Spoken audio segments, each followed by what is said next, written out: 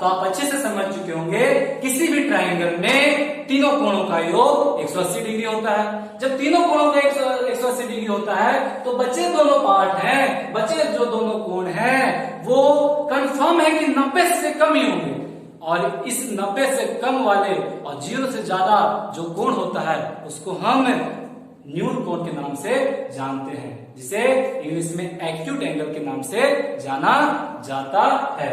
तो ये जो एंगल है और ये जो एंगल है, ये दोनों एंगल क्या रहेंगे? न्यून कोण है। ये न्यून कोण, ये भी न्यून कोण रहेगा, न्यून कोण। देखिएगा, ये भी न्यून कोण, ये भी न्यून कोण, दोनों न्यून कोण रहेंगे। अब समस्या ये है कि क्या दोनों बराबर होंगे? तो ये मैटर नहीं करता कि दोनों बराबर होंगे या कम होंगे, ज्यादा होंगे।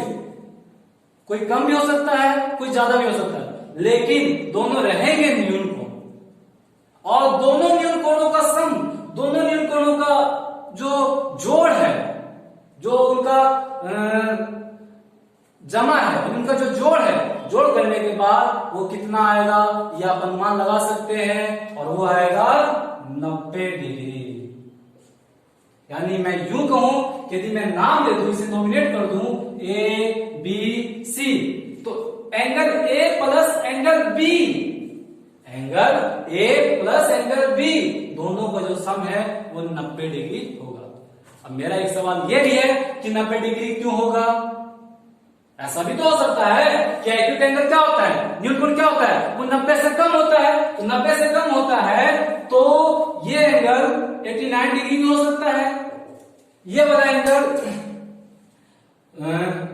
5 डिग्री भी हो सकता है। अब देखिए तो 90 से ज्यादा हो रहा है, 93 डिग्री हो रहा है, और मैं कह रहा हूं कि angle A plus angle B 90 degree हो रहा है। लेकिन ध्यान दीजिए, यह क्या है? यह एक ट्रायंगल है, और ट्रायंगल में एक एंगल तो खुद ही 90 डिग्री लेके बैठा हुआ है, खुद के पास 90 डिग्री है, तो बच्चे कुछ के पास क्या छोड़ेगा? 90 न छोड़ेगा। एक तो खुद ही 90 लेके बैठा हुआ है, तो बच्चे के पास क्या जाएगा? 90 डिग्री। अब तो दोनों का सम 90 डिग्री, लेकिन मैं पहले कह चुका हूं, ध्यान रखिएगा कि दोनों का सम 90 डिग्री होगा, दोनों का जोड़ 90 डिग्री होगा। लेकिन ऐसा नहीं कि दोनों पक्का बराबर ही होंगे, बराबर हो भी सकते हैं और बराबर नहीं भी हो सकते हैं, केवल जोड़ उनका 90 डिग्री होगा। समझ गए? और ये 90 डिग्री, दोनों का जोड़ 90 डिग्री, और ये 90 डिग्री यदि इसको जोड़ दिया जाए तो हमारे पास 180 डिग्री का एक एंगल भी आ जाता है। तो आप समझ चुके होंगे कि समकोण का कोई एक कोण 90 डिग्री का होता है, अन्य दोनों कोण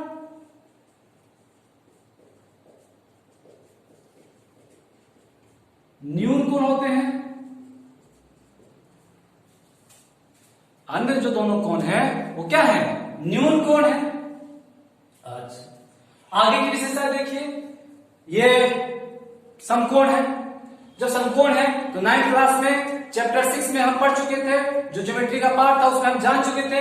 क्या जाने थे? कि वहां पे प्रूव भी किया गया था, जाने थे और प्रूव भी किया गया था। क्या प्रूव किया गया था? कि इसके ऊपर पाइथागोरस जो प्रमेय है वह अप्लाई होता है, पाइथागोरस प्रमेय लागू होता है। और पाइथागोरस प्रमेय कहता क्या है वो भी देखिए, समझते हैं पाइथागोरस प्रमेय क्या होता है।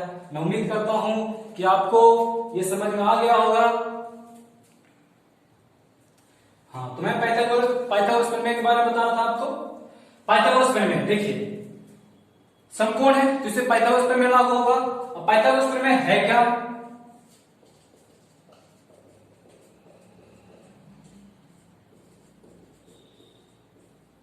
पाइथागोरस प्रमेय क्या कहता है कि इस समकोण का जो एक भाग कर्ण है, जिसे हम इसको 90 डिग्री के सामने जो होता है उसको क्या कहते हैं? कर्ण कहते हैं। जस्ट 90 डिग्री के एकदम अपोजिट जो होता है उसे हम कर्ण कहते हैं। और 90 डिग्री एंगल के जो अगल बगल होते हैं इसे हम आसन भुजाएं कहते हैं। और इन आसन भुजाओं में एक लंब हो सकता है, दूसरा आधार हो सकता है, या आधार हो सकता है और लंब हो सकता है। अब आपने देखा होगा कि 9th क्लास में आप इसे आधार मानते आए थे, आधार पढ़ते आए थे, और इसको लंब पढ़ते आए थे।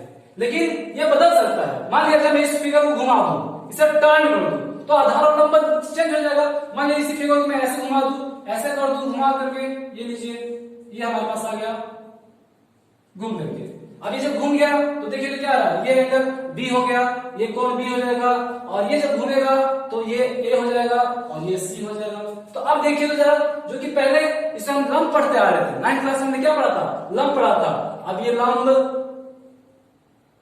आधार, देखिए फिर कंफ्यूजन, बच्चे में कंफ्यूजन हो जाता है कि 9th क्लास में तो हम आधार पढ़े थे, लेकिन यहाँ पे हमें आधार लंब आधार समझ नहीं आ रहा, कौन आधार है कौन लंब है। तो ध्यान दीजिए, फिगर जैसे फिगर बदला वैसे ही आधार बन गया। 9th क्लास के हिसाब से देखिए, जैसे कि आप 9th क्लास में पढ़ के आए हो, और ये लंब बन गया। लेकिन इस फिगर में देखिए तो जो ए बी है वो क्या आधार बना हुआ है, आधार, और बीसी है वो यहाँ पे देखिए यहाँ आधार बना हुआ है। लेकिन जो कर्ड है, हाइपोटेनस है, वो नहीं बदल रहा है।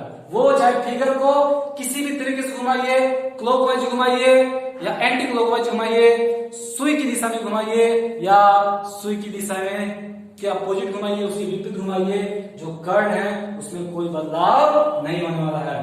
कर्ण सेम ही रहेगा, कर्ण में किसी भी प्रकार का कोई परिवर्तन नहीं होगा। तो मैं अब आपको बताया था कि पाइथागोरस प्रमेय क्या होता है, ये आप समझ चुके हैं कौन लंब है, कौन कर्ण है, कौन आधार है।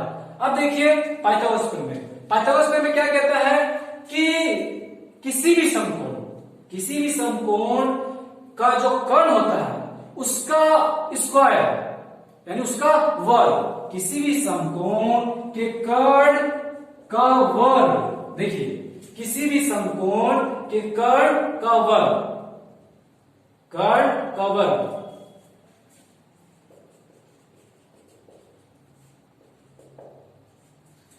कर्ण का वर्ग आधार के वर्ग और लंब के वर्ग के जोड़ के बराबर होता है। आधार का वर्ग प्लस लंब का वर्ग। देखिए क्या कहता है पाइथागोरस प्रमेय कि कर्ण का वर्ग आधार के वर्ग और लंब के वर्ग के जोड़ के बराबर होता है। इस साइन आपको नजर आ रहा है, इन दोनों का आप जोड़ दीजिएगा ना, इन दोनों का स्क्वायर करके, आधार का स्क्वायर और लंब का स्क्वायर, इन दोनों के स्क्वायर को जोड़ दीजिएगा तो वो किसके बराबर हो जाएगा, कर्ण के स्क्वायर के बराबर हो जाएगा। थोड़ा सा एक एग्जांपल के माध्यम से समझते हैं कैसे। देखिएगा, मान लीजिए मैं एक कुछ मान लेता हूं,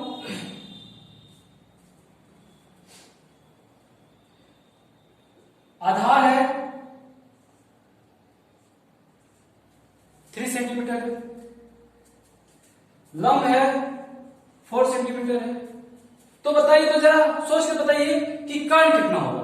यदि ये 3 सेंटीमीटर है, ये 4 सेंटीमीटर है, तो बताइए कि कर्ण कितना होगा, किसके बराबर होगा कर्ण। तो देखिए कितना होगा इसको, यदि मैं आधार का स्क्वायर कहूं तो 3 सेंटीमीटर का स्क्वायर 9,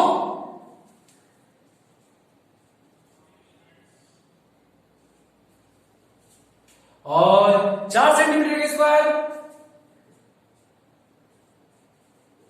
16, 3 का 9, 4 का 16। अच्छा, 9 centimetre square plus 16 centimetre square,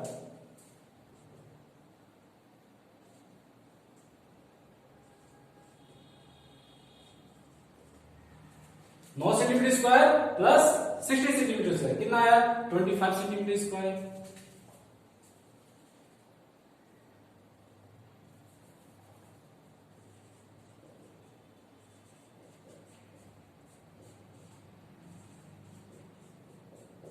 देखिए तो कर्ण स्क्वायर कितना आया, कर्ण का वर्ग कितना आया, 25 सेंटीमीटर। अब दोनों तरफ हम जानते हैं कि यह LHS है, ये RHS है, ये लेफ्ट हैंड साइड है, ये राइट हैंड साइड है, ये बायां पक्ष है, ये दायां पक्ष है। तो इस पक्ष में जो भी काम हम करते हैं, किसी भी समीकरण में जो भी कार्य किया जाता है वो दोनों पक्षों में किया जाता है। इसमें भी यदि भाग दे रहे हैं तो इसमें भी भाग देना होगा, यदि इसमें आप कुछ गुणा कर रहे हैं तो इसमें भी गुणा करना होगा। यदि कुछ भी परिवर्तन हो, किसी भी समीकरण में आपको कुछ भी परिवर्तन यदि करते हैं तो दोनों तरफ किया जाता है। अब देखिए तो जरा, मैं दोनों तरफ भाग देता हूं, दोनों तरफ भाग नहीं बल्कि स्क्वायर रूट लेता हूं। यदि दोनों तरफ मैं स्क्वायर रूट लेता हूं तो मेरे पास क्या आता है, देखिए इधर क्या आएगा, ये स्क्वायर से रूट कट जाएगा तो ये बचेगा कर्ड, और ये क्या होगा, ये होगा, हम पर क्या जानते हैं कि 25 सेंटीमीटर स्क्वायर है, और 25 सेंटीमीटर स्क्वायर किसका वर्ग है, यह है 5 का, तो ये 5 सेंटीमीटर स्क्वायर हुआ कि नहीं हुआ। अब देखिए सॉरी 5, देखिए अब देखिएगा कर्ड 5 स्क्वायर सेंटीमीटर स्क्वायर, यहां भी स्क्वायर से स्क्वायर कटा, यहां भी स्क्वायर से स्क्वायर कटा, तो जो कर्ण है वो कितना आ गया, 5 सेंटीमीटर आ गया, आया कि नहीं आया, तो पता चला ना कि कर्ण कितना है, 5 सेंटीमीटर है कि नहीं है। तो ये चीज है, यानी कहने का मतलब ये है कि ये चीज हम 9th क्लास में या 9th क्या 6th क्लास से हम पढ़ते आ रहे हैं कि ये पाइथागोरस प्रमेय होता है, और पाइथागोरस प्रमेय हमेशा समकोण त्रिभुज पर लागू होता है, जिसके अंतर्गत कर्ण का जो वर्ग है वह समकोण त्रिभुज के आधार के वर्ग और लंब के वर्ग के जोड़ के बराबर होता है। कैसे हो रहा है, एक एग्जाम्पल के माध्यम से मैं आपको बता चुका हूं, उम्मीद करता हूं कि आपको समझ में आया होगा। तो ये है पाइथागोरस प्रमेय। तो समकोण में जो हमें यहाँ पे जरूरत पड़ने वाली है वो ये है समझना है कि सबसे पहले तो कोई एक कोण 90 डिग्री का होगा, दूसरा अन्य दोनों कोण न्यून कोण होंगे, और तीसरा इस समकोण के ऊपर पाइथागोरस प्रमेय लागू होगा। इस बात को हमेशा समझ लीजिएगा। और एक बात और ध्यान रखिएगा, आप 9th क्लास में या जूनियर क्लास में ये पढ़ते आ रहे हैं कि ये नीचे जो पेपर पे बनता है, पेपर पे जैसे कि कॉपी पे हम बनाते हैं, कॉपी पे जो बनाते हैं ये, इसको हम आधार कहते हैं, ऐसा है, इसको हम आधार कहते आ रहे थे, समझिए। लेकिन जैसे आप ट्रिग्नोमेट्री पढ़िएगा तो इस बात को, इस अवधारणा को भूल जाइए कि हम इसी को आधार कहेंगे। एक्चुअली यही एक आधार नहीं है, आधार ये भी हो सकता है, इसको भी हम आधार कह सकते हैं। वो क्यों कह रहे हैं वो आप देख रहे हैं, समझिए। तो केवल यही नहीं कि ये नीचे वाला बन रहा है तो वही आधार होगा, ये भी आधार हो सकता है, ये भी आधार हो सकता है, और ये भी आधार हो सकता है। तो ध्यान रखिए, क्योंकि हम जानते हैं कि ये जो परपेंडिकुलर है, ये जो लंब गिरता है वह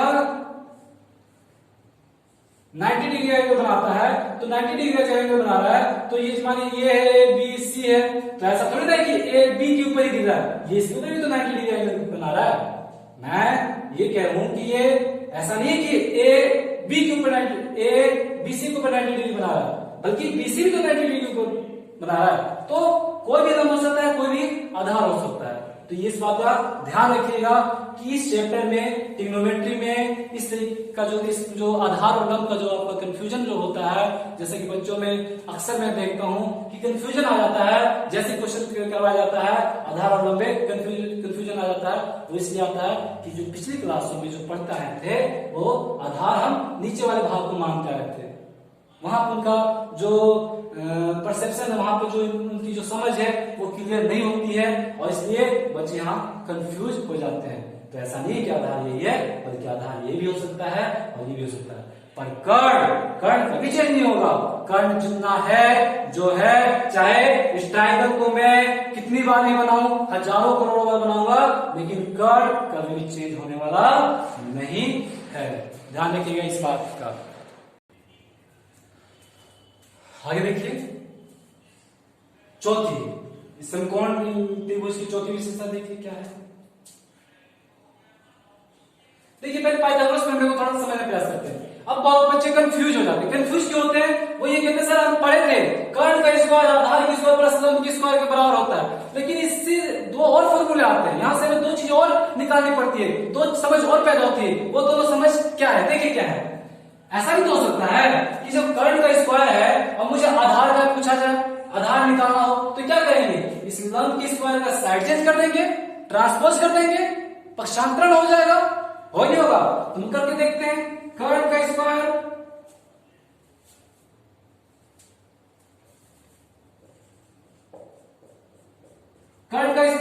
और इस लंब की स्क्वायर को लेकर के आए,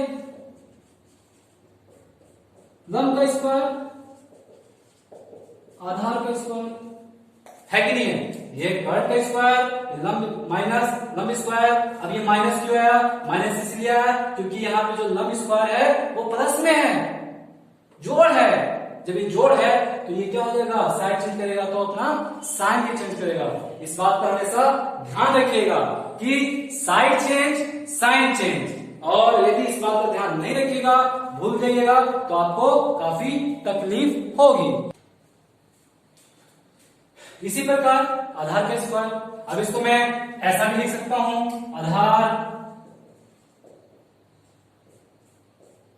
आधार स्क्वायर इक्वल टू कर्ड स्क्वायर माइनस लंब स्क्वायर। मैं ऐसे भी लिख सकता हूं, ज्यादा निकल ऐसे भी लिख सकता हूं। इसको आप ऐसे रूट ले, यदि आप इसमें रूट ले लीजिएगा, यदि इसका वर्गमूल कीजिएगा तो क्या आ जाएगा? वर्गमूल कीजिएगा तो आधार कर्ड लंब स्क्वायर।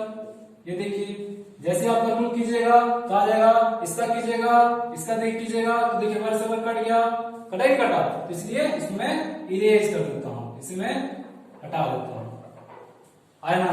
तो ये आधार कहां से है? कर्ड की स्क्वायर से लंब की स्क्वायर का रूट निकाल हो गया, समझिए। इसी प्रकार से आपको क्या निकालना हो? आधार निकाल चाहिए, लंब निकालना हो तो लंब में ये क्रम होगा। क्या है लंब में? लंब में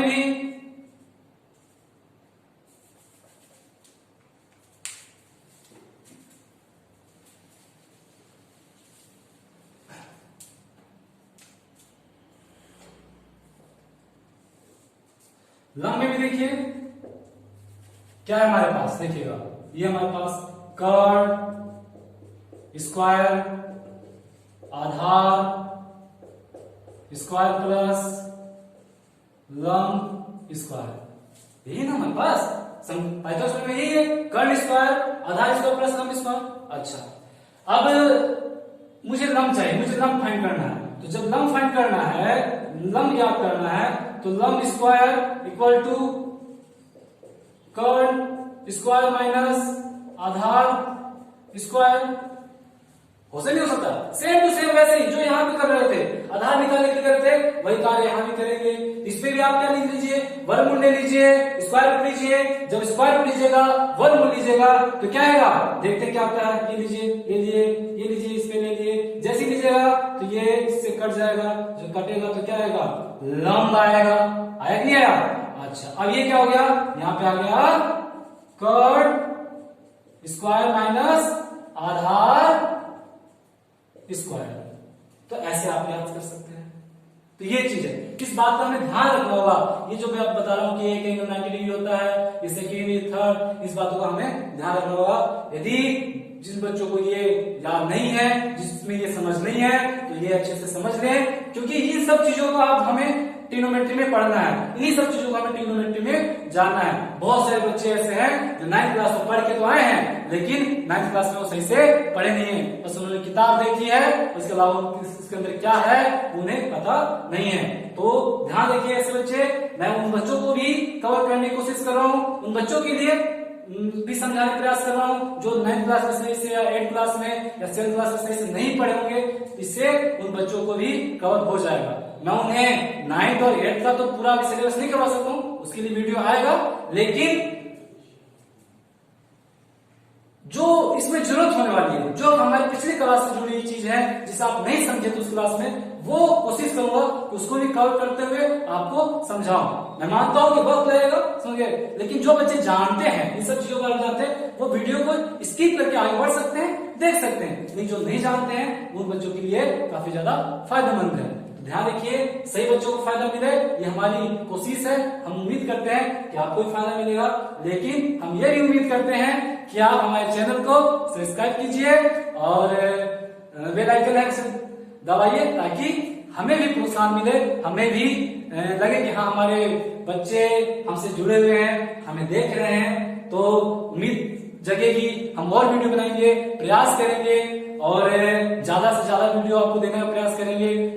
उम्मीद तो यही है कि इस साल आपको पूरा जो 10th है वो पूरे का वीडियो दिया जाए और पूरा ही करवाया जाए, लेकिन जैसे जैसे आप हमें प्रोत्साहन दीजिएगा, व्यूज हमारे बढ़ेंगे, वैसे हमें भी अच्छा लगेगा। तो ध्यान रखिएगा, आपका भी फर्ज है, हम अपना फर्ज निभा रहे हैं, हम अपनी ड्यूटी निभा रहे हैं, तो आप भी अपनी ड्यूटी जरूर निभाइएगा, अपना फर्ज निभाइएगा। आपके लिए हम इतना कर रहे हैं तो आपका भी फर्ज बनता है कि आप भी हमारे लिए कुछ तो करें, ज्यादा तो नहीं।